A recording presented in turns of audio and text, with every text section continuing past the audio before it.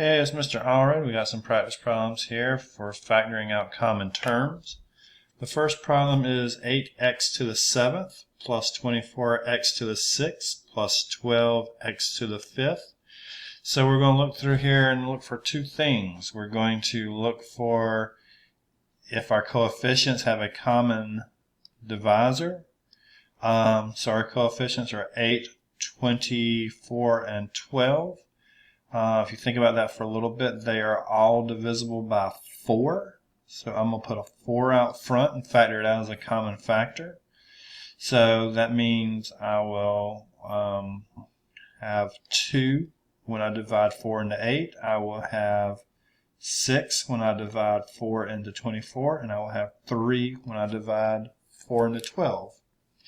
Then I look at my variables. I have x to the 7th, x to the 6th, x to the 5th, and I want to take out the lowest exponent, which will be x to the 5th, because they will all have that.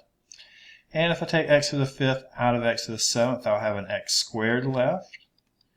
X to the 5th out of x to the 6th, I'll have a single x left. And if I take all 5 x's out of the last term, I won't have any left. So the common term I can pull out is 4x to the 5th, and that'll be multiplied times the quantity of 2x squared plus 6x plus 3. And I should be able to multiply that back together and get the original if need be.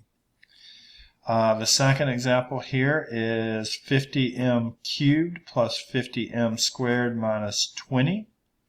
So let's see here. If I look through here at the numbers, I have 50, 50, and 20. And if I think about that, all of those are divisible by 10. I mean, some smaller numbers, but I think 10 is the largest. We'll find out. I believe that's right. So if I pull out, and I don't have an m in all of them, so I can't pull out any m's. So all the m's will stay, but 10 into 50 will be 5 with the m cubed staying. Once again, 10 into 50 will be 5 with the m squared staying, and 10 into negative 20 will be negative 2.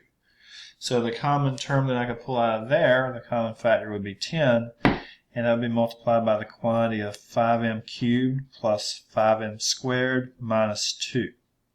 Okay. The last one here, C. We have 9x squared y, and then we'll minus 27xy cubed. So let's see here.